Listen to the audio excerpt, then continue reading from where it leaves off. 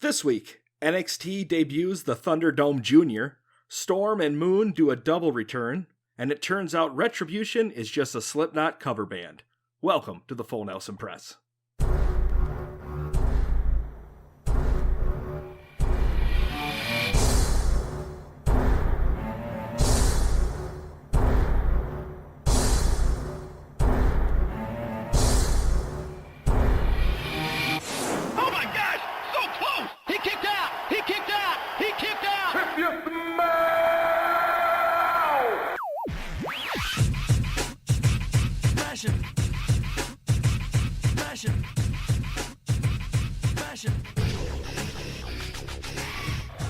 Hello everyone and welcome to the Full Nelson Press. My name is Brandon Kirkpatrick. I'm here with my co-host Peter O'Brien. You can find him on Twitter at MVP360. You can find myself on Twitter at JohnnyJONNY_Tango. And you follow the Full Nelson Press on Twitter at TFNP.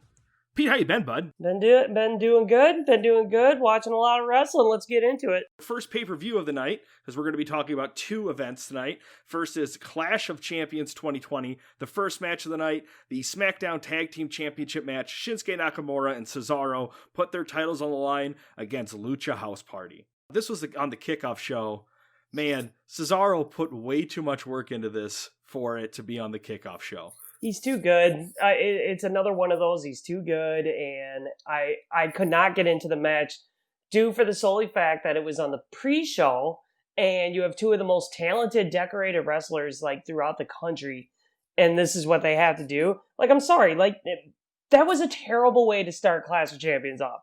And I might come off a little whiny about Clash of Champions, but I'm so sick of WWE and the way they're treating their talent lately, and we'll get into it more later. They retain, so good. It would suck worse if they lost their championship titles on the kickoff show after only one defense.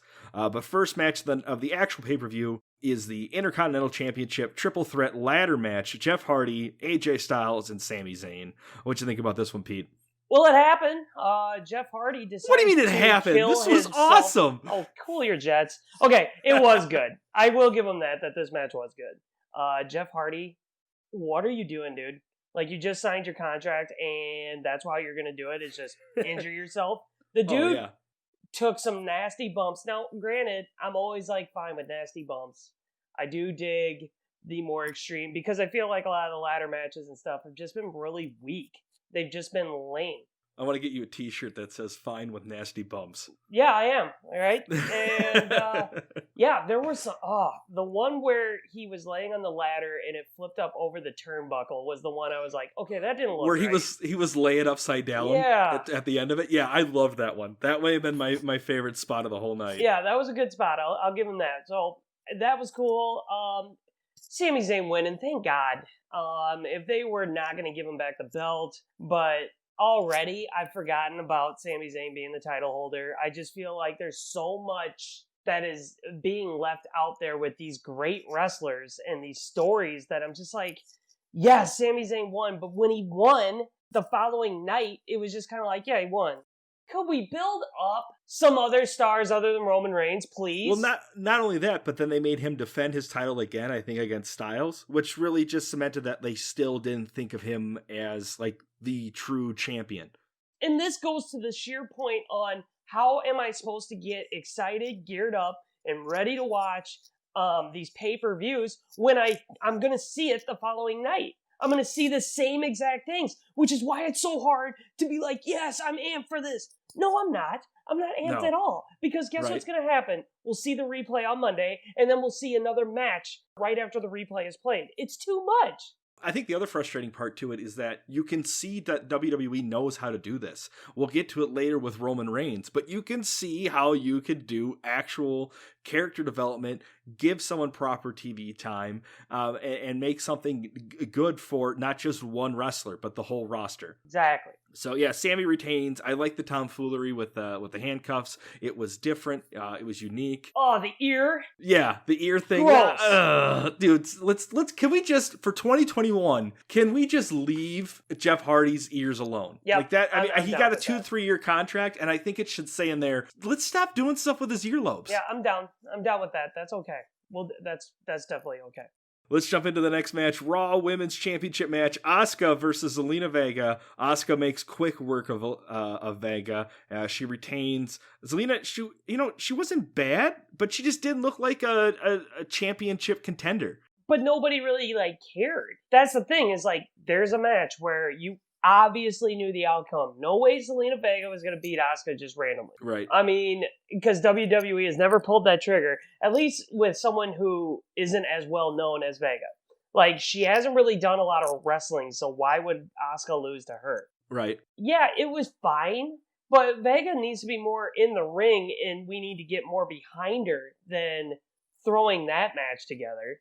Yeah, because the big thing was that they really showed that they were self-aware of how much of a squash match this was, which is frustrating to me, because then it's like, why is it on a pay-per-view? Why is it Clash of Champions if it's Vega versus Asuka and everyone knows that Vega's not going to win this? Exactly. Then, you know what? Give Naomi a chance. Oh my God. This is the one time I would not want to feel... Already? We're not even 10 minutes into the show. Bring it to the flow. No, I don't want to see Naomi in a ring. I'm sorry, I just don't. I not right now. But would she have been better there? Yeah, you probably could have made a story with it. Right. So next match is the United States Championship match. Bobby Lashley versus Apollo Crews. I don't even want to talk about this. Apollo taps. Lashley retains. We'll see him again at the next pay-per-view. They've been wrestling for so long. Who really cares, right? Yep, exactly. That's the problem with that one, is just who cares? Now, I will have to say, Clash of Champions was better than what was the one before it? What pay-per-view that they just had? That they just mirrored all the matches? Yeah. But this wasn't bad. It was a better match. Bob has good chemistry with Apollo, but we've seen it. Move on, right. WWE. I think I would bring up more spots about this if I wasn't already exhausted by just seeing it's Apollo Crews versus the entire Hurt Business. And we just saw that match, and we've been seeing it for 3 months. Next is the Raw Tag Team Championship match. The Street Profits versus Andrade and Angel Garza. This was a great match. I really loved this. They went full NXT, I think, in this one. It was a really good match. But that finish, which I don't think was planned at all. I mean, we could tell now from reports that it sounds like he didn't injure himself. I think he just stopped himself so he wouldn't injure himself, is what it was. Yeah, I guess he was close to being injured. He was good. Montez Ford's entertaining. His frog splash is insane. So the Street Profits win. I kind of like this feud. I'm okay if they give this more TV time, because I like this. No. That's the problem, Brandon. We've seen this feud, though. We've seen these two go back and forth. I would like somebody else to take these two on. We've already seen we've seen these four wrestle so much together that I'm over it. And it's so boring, because you don't see any new spots. You see the same spots in Raw, pay-per-view, Raw, pay-per-view, Raw, and then you're supposed to get excited. No!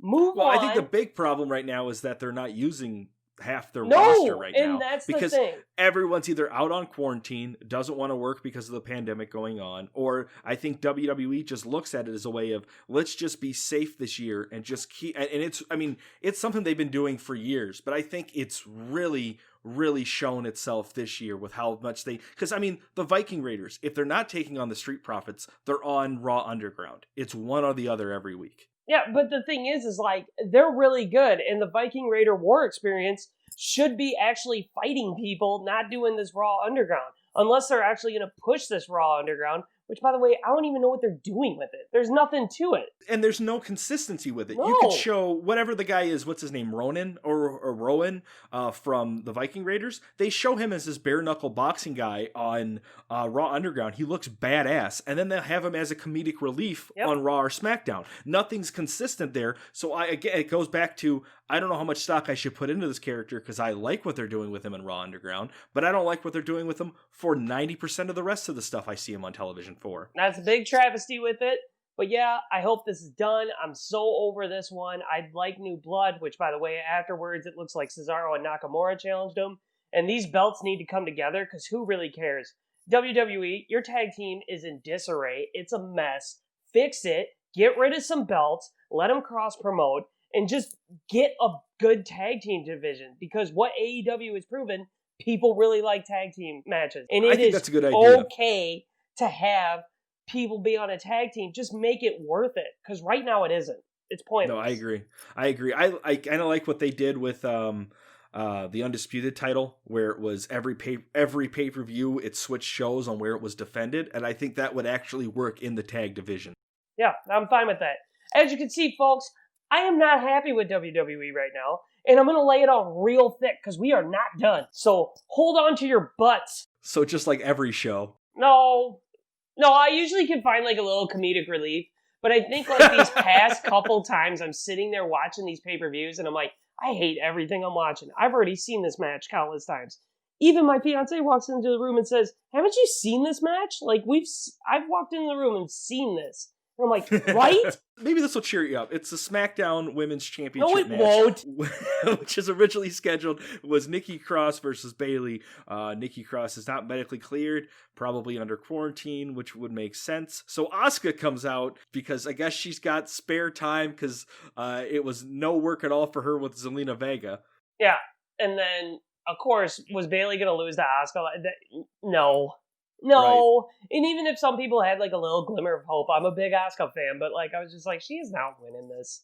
Right. Also, we don't need to make it, I don't want any more 2 belts. And no one needs 2 belts right now in any division. No. And I think that is, as hard as this is, that probably would have been, if you want to give Naomi a chance, like that's probably the spot. You know, like dead serious. They had nobody. No, yeah. Well, I think they had to decide that day before the show ended. I think they did too. Before the show started, they're like, we need to make a decision here fast. I'm just saying, like, come on. You could have put someone else in that spot. Hell, you could have brought someone up from NXT, like, to challenge. Right. Something. Give us a better surprise than that. And, yeah, I'm sorry. Like, and you know I'm not a big Naomi fan, but if you're looking to, like, give her a little boost, that would have been a nice spot to put her in. You could have made it the same exact outcome with Bayley sliding out of the ring, grabbing the chair, and then hitting Banks with it. But I think this would have been the time. It would have been a huge spot to be like, hey, surprise, you're now facing the person you've been feuding with, instead of her just making her attack her at the end of the Yeah, you could have did that too. There was a lot of better things you could have done. Don't put Asuka in that position. Right.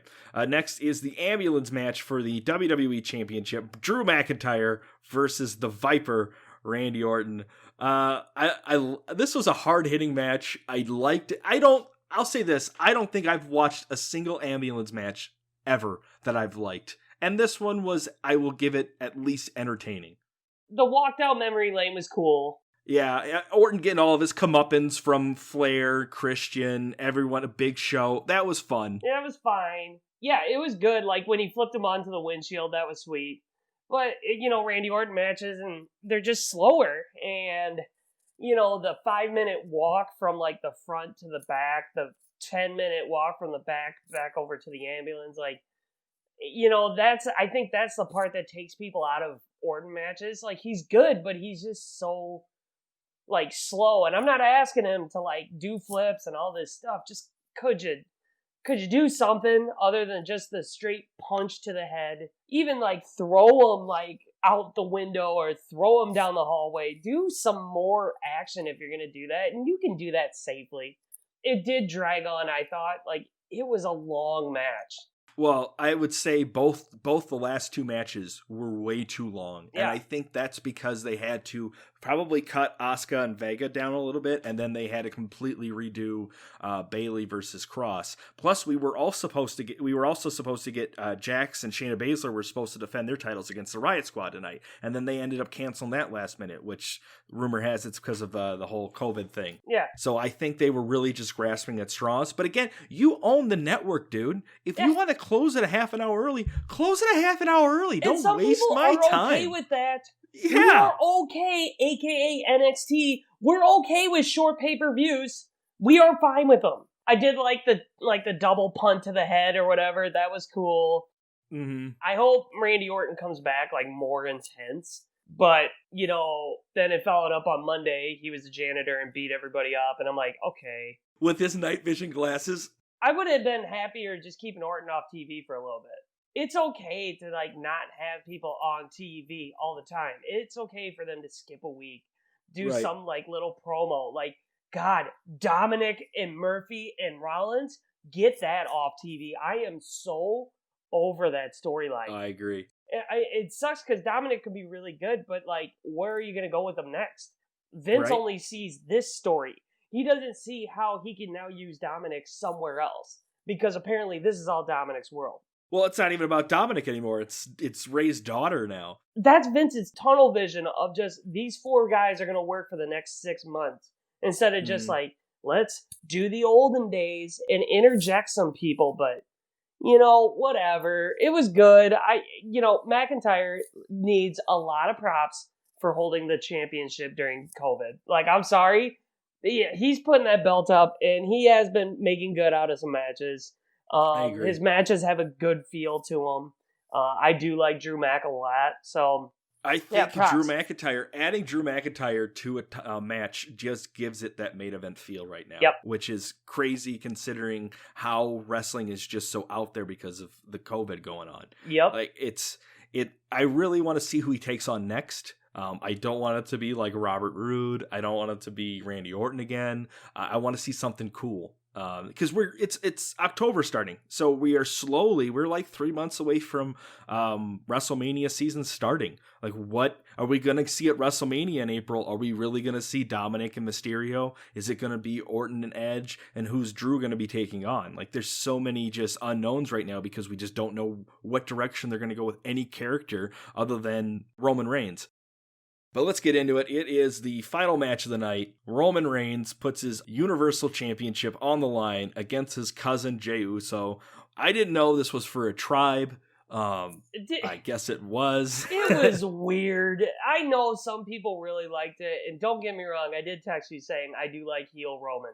Oh yeah. This Roman, this is an awesome Roman. I love this Roman. This is by far the guy that everyone in the back saw. And they're finally letting him be his true self and not saying suffer and succotash. But, like, he's good. The problem with it, and the problem I have with matches like this, is they are slogs towards the end. Mm-hmm. And this match was going fine. I was actually digging it. But, oh my God, the whole tribal chief thing, it just drug on. I was like, okay, let's go. This is it. This is how you're going to, get out of here. No, I agree. This Roman is almost like what Roman was when we first met him at the Shield. Yeah. That's the kind of character I saw here. I liked him being the tribal chief, but then again, I know that WWE is just going to hammer that in our heads for the next 3 months. Big Dog is gone. Tribal chief, and you're going to hear Michael Cole say tribal chief all the time. Forever. And it's just going to get annoying.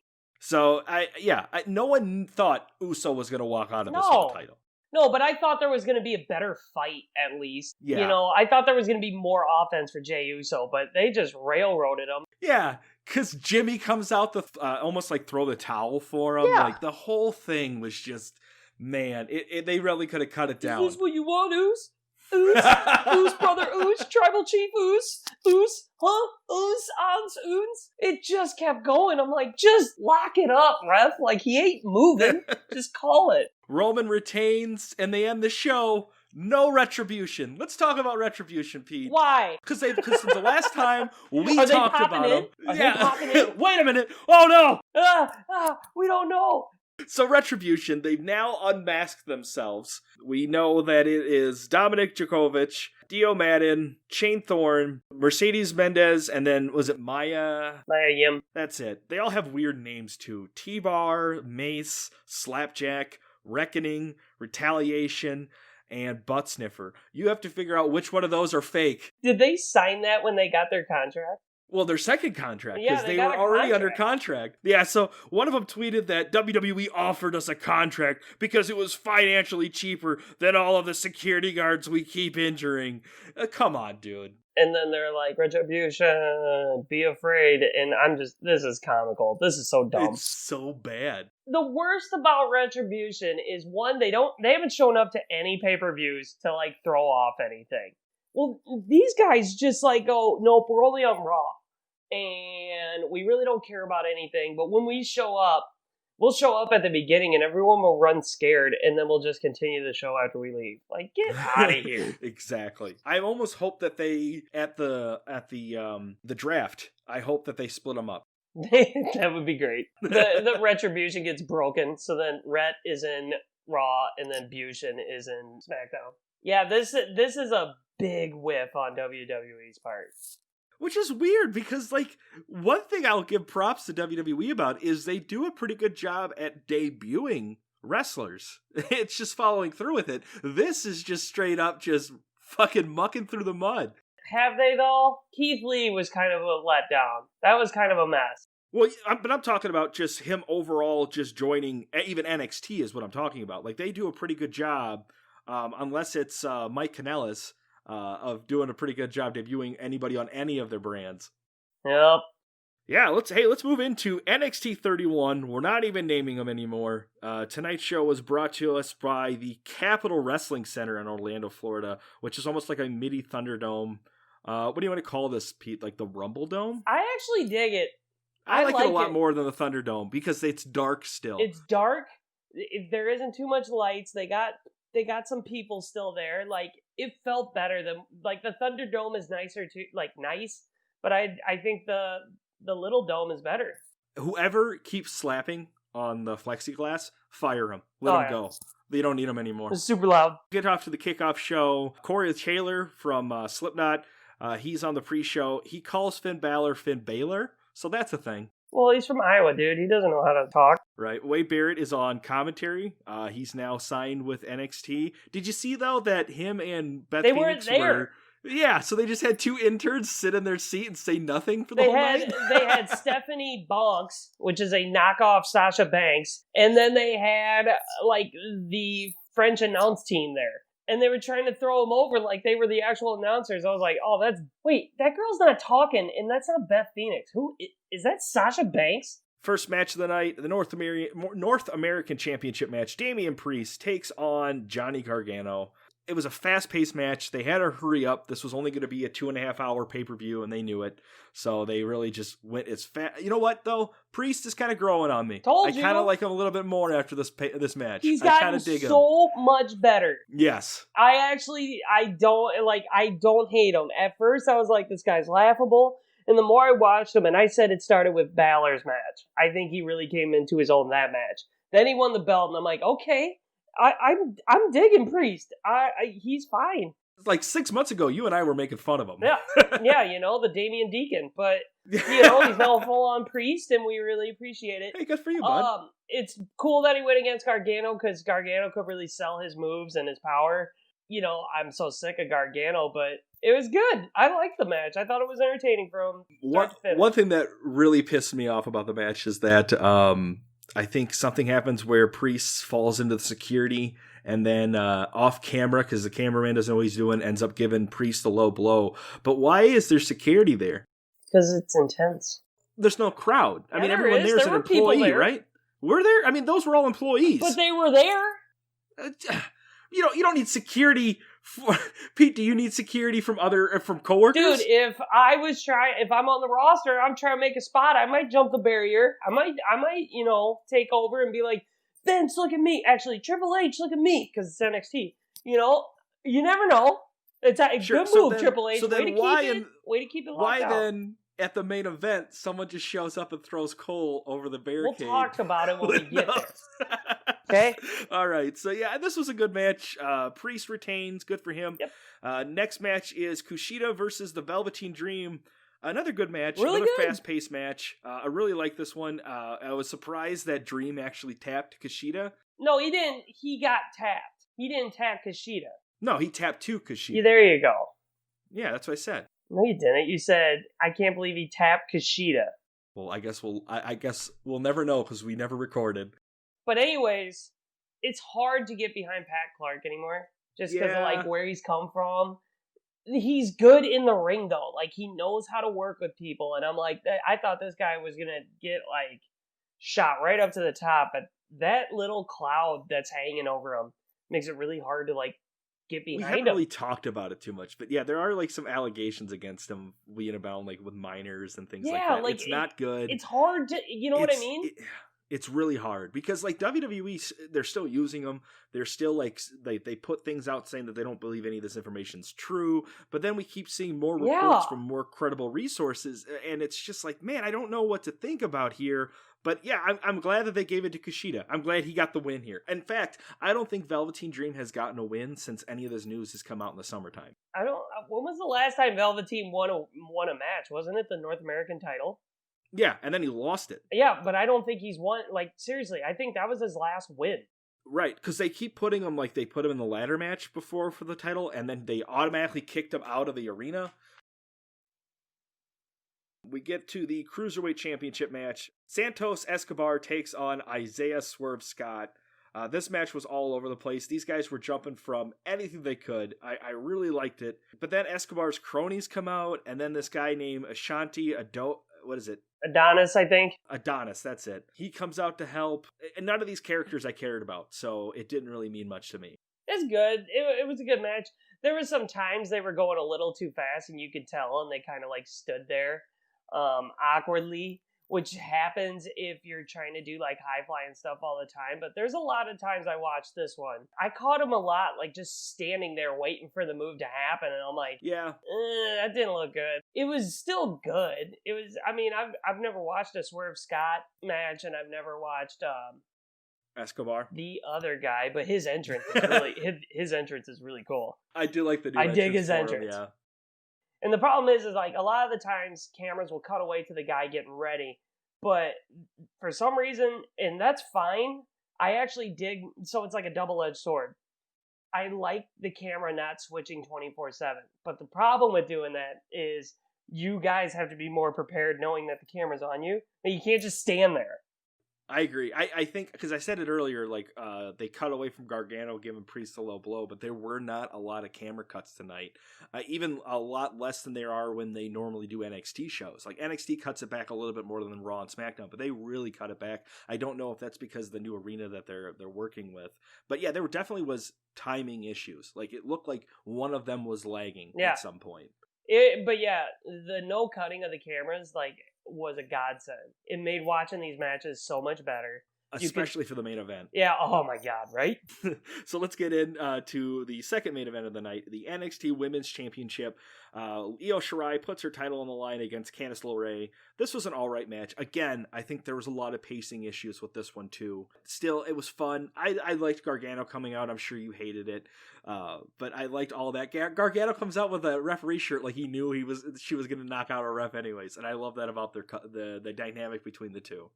Yeah, it was good. I dug it. I thought the match was good. You're right. I hated that because Gargano. But, no, it was good. I thought the pacing was good. To be honest, I thought they were actually going to pull the trigger on Candice LeRae and give her the belt. But, Shirai winning was great. The fact at the end, though, Toni Storm is back. Right. She's really good. And then, to even throw more of a curveball, because she's like sitting there and she's like, yeah, I'll be there soon. And then a motorcycle pulls up and you're like, sweet, she's already here. And it's like, yeah. Ember Moon's like, no, it's me. And it's like, wait, what? I would have it be Ember Moon versus Toni Storm at Wednesday and have them both pissed off that they were like, no, I was going to debut tonight. No, I was going to return tonight, and have that be a whole big feud. Ember Moon coming out in a weird crotch rocket and then dressing up like she's from Mad Max. She dressed up like she was one of the characters in Streets of Rage 4. You remember the girls that run and headbutt you? Oh, that's right. Right? She looked exactly like it.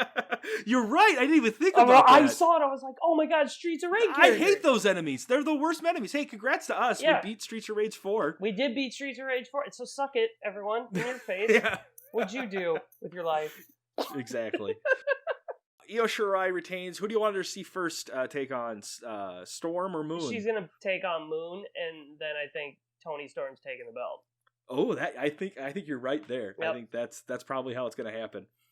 All right, main event time. Finn Balor defends his title against Kyle O'Reilly. Man, I'm saying it now. Match of the year. 2020 match of the year. It's easily the match of the year. This match had everything in it. It had action. It had pacing. It had storytelling.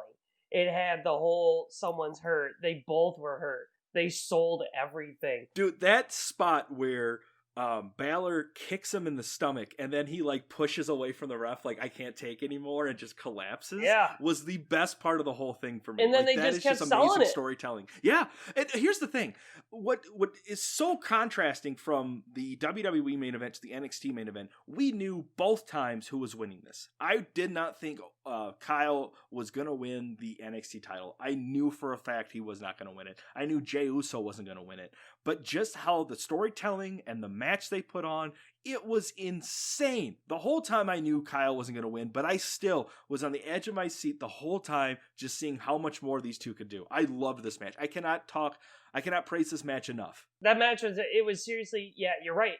Like, everything you said, I don't want to repeat myself, but it's true though. You watch these two, and Kyle put some moves on Balor that was like, oh my god. And I was like, that could be it. And I would have been fine if Kyle O'Reilly won that belt, because he's really good. I think he's always been good. As long as the match was, as exhausting as the match was, Balor never lost his character's cool, if you know what I mean. Like, he totally was still this heel Balor, this badass, like, just kind of more of a meaner character. He kept that the whole time. I mean, I know he shook Kyle's hand at the end, but there was still no like, this kid's surprising me or anything like that. I loved how well he kept his cool during this There match. was counters in it. There wasn't a lot of like small roll-ups, which I really dug. Dude, Balor's on like superstar level right now with this thing that he has going on. I don't care. If they keep giving him matches like this, because who did he take on at the last pay-per-view? Was it Priest? Whoever it was, I loved that match too. He's really good. He's back to what he is.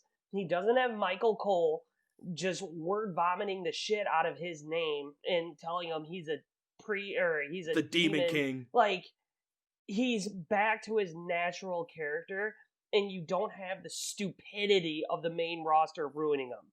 And this is where, if I'm Balor, I wouldn't ever want to get called up. Because by the looks of it, it looks like a lot more people want to go back down than stay on the main roster.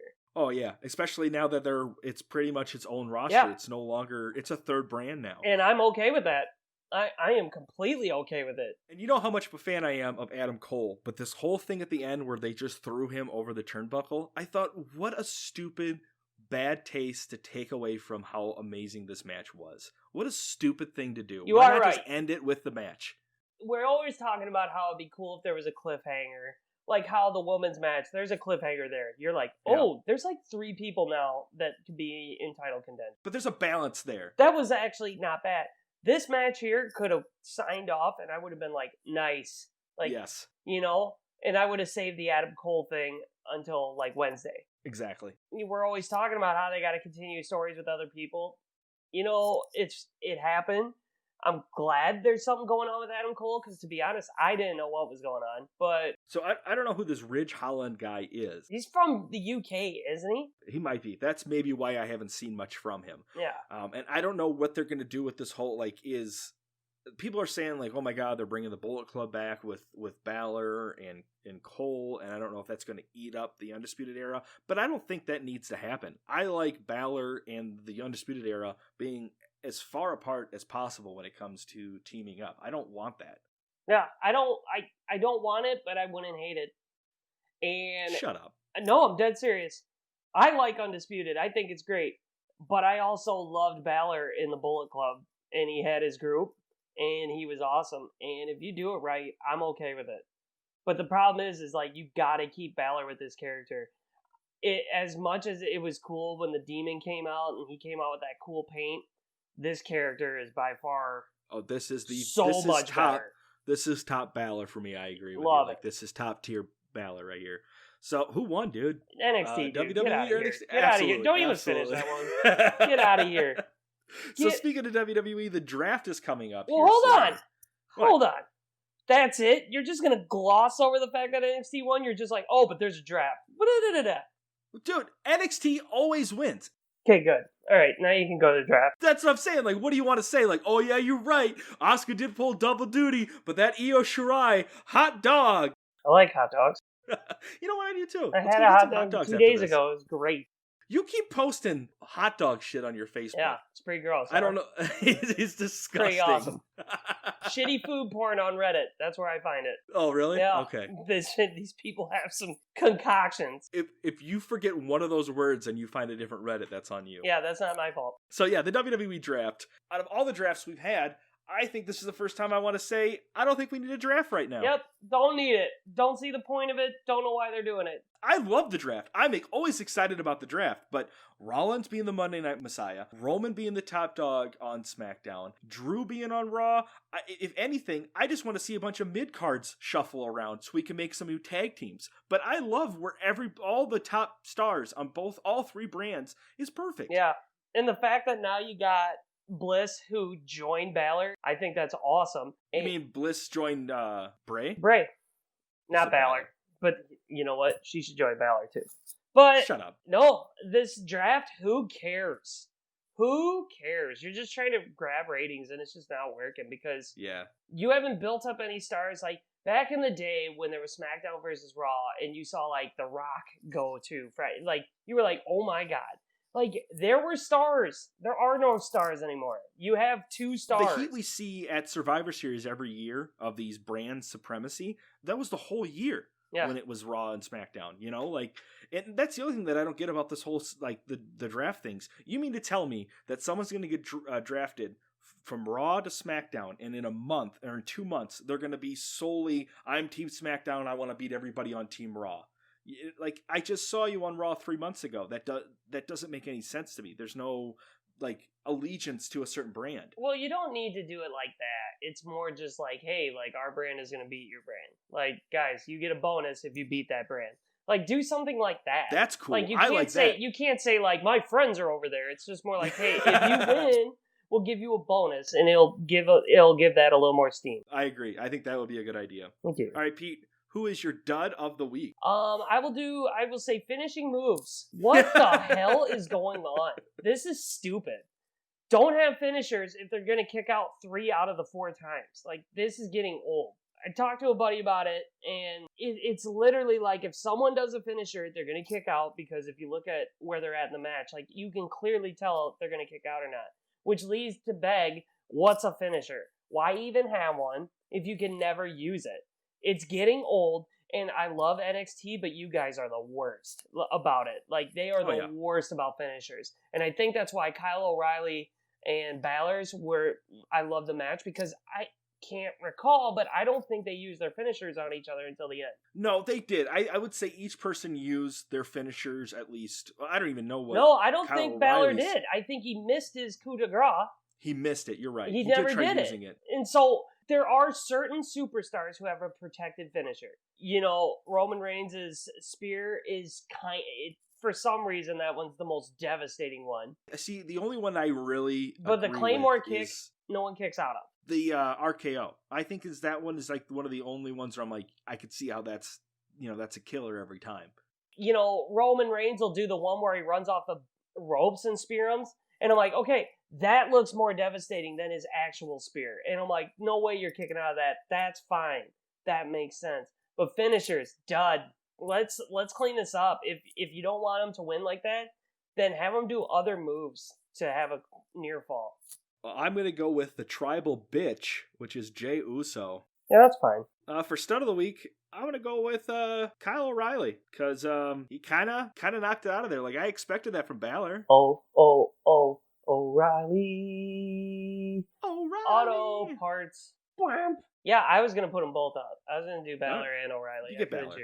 I thought they were both excellent. All right, man. Well, hey, that is the Full Nelson Press, episode 89. It is a wrap. If you enjoy our witty banter on sports entertainment, find the Full Nelson Press on Facebook, YouTube. We're on iTunes. Pretty much anything that you're listening to or watching or scrolling through, look up the Full Nelson Press. Find us. Maybe go on iTunes and give us some reviews. We need some of those because everyone just keeps complaining about Pete. That's fine. I don't need that in my life right now. Pete, what are you playing? That's fine. Do I have a lot of complaints? No, you have one complaint, and he talks to you every time about the show. He's a bad friend.